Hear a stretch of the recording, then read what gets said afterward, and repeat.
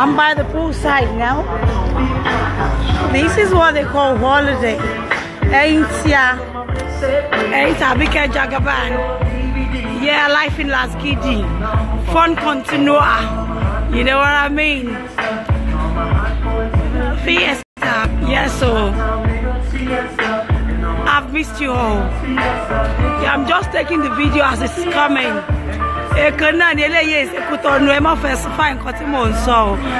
Yes. I must not go up. LA is a Scotland, you. Life in Las Gidi, you. Go by on Lagos Island, Lucky. Yeah, by the poolside, I'm having my fun. I'm here with my homies, but I don't want to show them. Yeah. Thank you guys. How are you all? Yeah, thank you. Yeah, I miss each and every one of you. Happy Friday. Yeah, what are you doing for Easter? Yes, so sick doctor, sing you talk by your recovery. I cannot lower. He lay while holiday kings were more stressing. Come on, my guy, fun all the way. We're still here. Yeah, doing our thing our way. Mama, you're updating all about day. Thank you, Ken Berishade, my dad. Thank you. Baba mi dagbo oteru niyan of UK o e mo binu to ba tin dudu o awa by the poolside boy n panono ntan e sha mo ye ko ma panono ni ta ba ti wa lori awon paparazzo won ma pano wa ma tan na ni oru la nse kaye ko ise laaro. Anyway, I'm live here. This is my hotel. There's pool, there's tennis court. I will take you around, you know, as time goes. And I'm by the poolside now with my friends and some of my fans that came to honor me. I don't want to show their face. I don't want them blocked the next day. I don't want them to block any of my fans and my friends. So they are here anyway. Well, yes, I miss you all too. Thank you. Yeah, thank you so much, guys. Yes, thank you. Asisatu Salau, thank you so much, guys.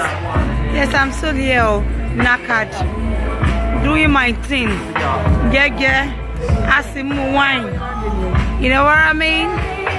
Oh no, why you not ninko? Why you need? Sorry, guys, can you wait? And this is what we are eating live. Look at this here, beautiful. Look at it. Can you see? It's here. Can you see what we're eating? Really nice. It's here by the poolside with some nice wine. Okay. Life is good. It's one life, like I used to say. You work, you save to enjoy yourself. You don't work to keep the money to say, over column over window. Over we call the good old dog. Oh, tell about yellow lay among grateful. As my my down to the my wash to the my yellow bar. Anyway, guys, I'm still here having my fun. Yeah, just to update you. I thought I'll be updating you now. Yes, oh, they me like any more gbe o ise wu no pon bayi o ohun no pon o omo aye de mu wine afin te aye kan lo wa ale para wa. Yes, holiday center talakamani awon yi na ni name of love, all in the name of love. Okay, you sent me a message, Princess Adiola Animashawadeneko, on WhatsApp. It's not going. It's because I'm not in town. That's why it's not going, Princess Adiola Animashawadeneko. I'm not sure if you are on my WhatsApp, but if you happen to be on my contact list, then your WhatsApp message should get through to me. But then I've not received any. Thank you, Jari Otumba Aishola. Oh shit, 30 minutes of my daily activity.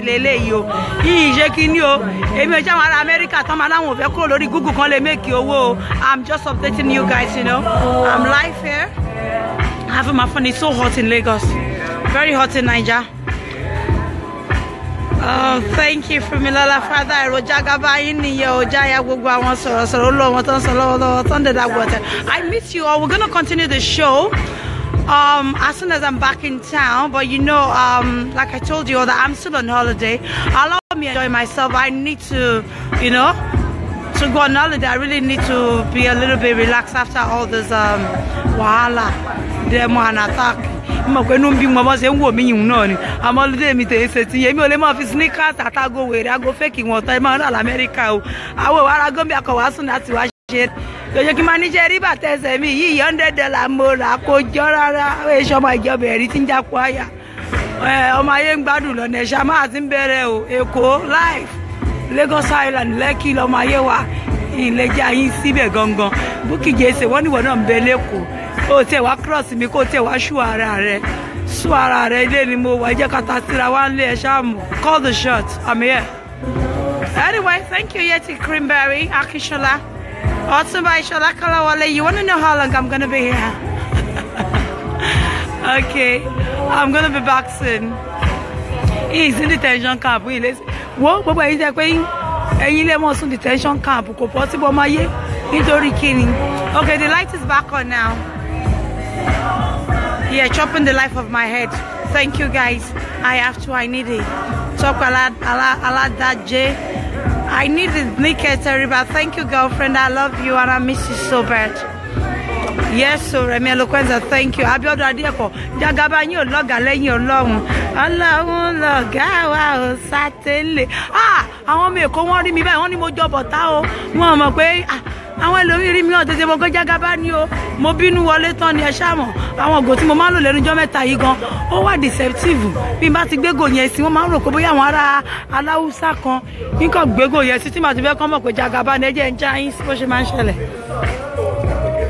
So guys, I go in like this most times. Ṣé rí pé wọ́n lè mọ̀ pé Jagaban yín ni. Ìwà ṣe bí ọmọ jẹ́jẹ́ bí bọ̀tá gidi gan. Morning, hello, hi. Oh, you would like to host me, Osumba Shola? Don't worry, we'll talk about that behind the scene. So this is what I do. I wear my glasses, and Mama will go, ọmọ yẹn jẹ́jẹ́ o, ọmọ kan wọlé, ọmọ yẹn lè bàjẹ́ tẹ́ bá rí bó ṣe fine. Ó fine burúkú, ẹ má ti mọ̀ pé Johnny Bades.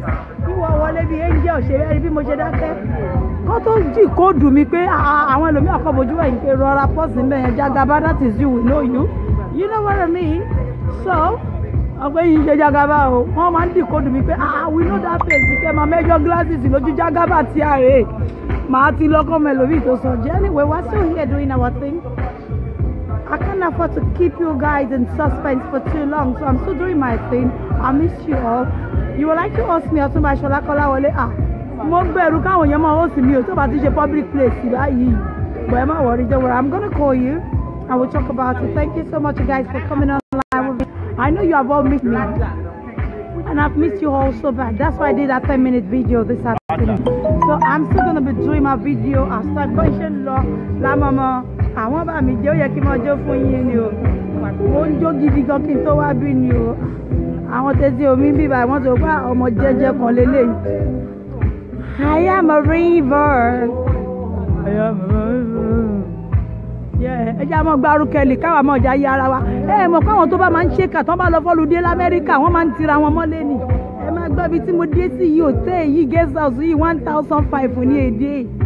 Àwọn ará oko nù l'Amẹ́ríkà wọ́n máa pariwo ọmọ ìjọbẹ̀rí. Àbíkẹ́ Jagaban yìí omi nìyẹn behind àwọlé lọ́bẹ̀ lómi o. Ìmọ̀wẹ́ púpọ̀ o bí orin ti máa ń kọ fún yín pé ẹni tí o bá lè wẹ̀ èmi Àbíkẹ́ yìí lè kọlù. Ìyá tó kọlù lọ́jọ́ sí i díẹ̀ lókù tí ọ̀ọ́ni o jẹ́sẹ̀ ìyàwó èrè.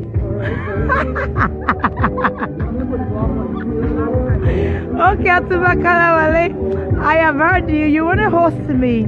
I will oblige you. Don't worry. Talk to me behind the camera. So thank you so much, guys, for showing me love. Thank you. You know I love you all. Ìjáyà gbogbo àwọn sọ̀rọ̀ ní kò sọ ọmọ náà.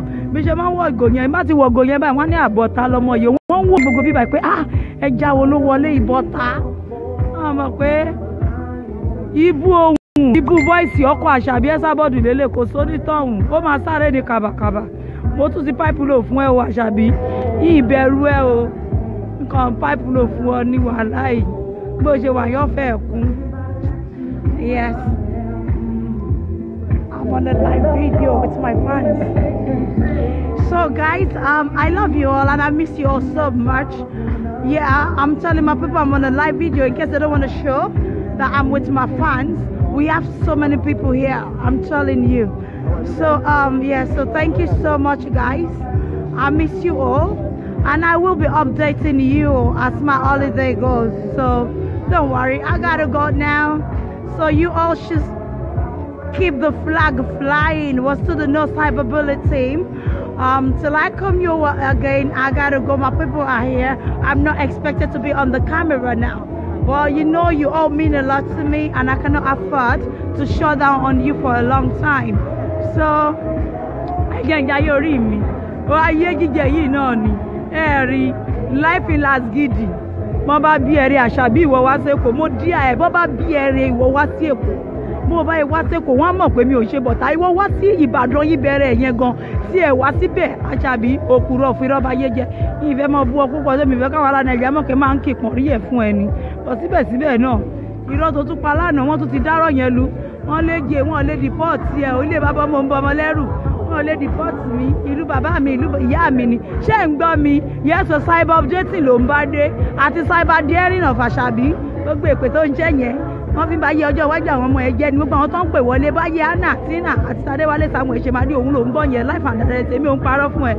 So gbogbo yẹn gàrà ní ó ti ṣọ́ọ̀jù àti gbogbo yín tó kù náà tẹ pè wọlé o orí kọ̀ọ̀kan tó pè wọlé pátá ló máa jẹ́ ń bẹ̀ sọ. A ti ṣàdúrà fún yín bẹ̀ yẹn. Bọ́mí wìlì èmi nífẹ̀ẹ́ àwọn fáǹsì mi ju gbogbo yẹn lọ. Ìsìlẹ̀ ṣe nǹkan tán ni mo ṣe mọ́ mo ti sọ fún ẹjọ́ tí mo lọ́ba ní má jàmọ́ mi ìdẹ̀ ní jàmọ́ torí tọ́ba làṣẹ. So ìṣẹ̀ṣe làgbà bí ṣe sọ fún ẹ mo ti filẹ̀ orí adé gbà lọ́wọ́ mi. Mo filẹ̀ bọ̀ fífipá yìí náà ni kí n máa fi ẹnu bí wipes tí ò gba yìí ní lídìí. Anyway, Sister Pejimade, I miss you one day. I really need it. Thank you, my darling. Atinuke animation, Sister Tinuke, you. If I catch you, you're in trouble with me, Sister Tinuke. Adenike Teriba, Oshi Okomi. Till I come across your work again, stay blessed. Tomorrow, I'm going to give you another cyber update, you know. Keep firm. I love you all. I'm dancing. Yay. Hey. Can you see me dancing? Oh, yeah. Holler the name of love. So, anyway, guys, see you again. Bye. I love you all. Bye. I gotta go. Bye-bye, my darlings. Bye.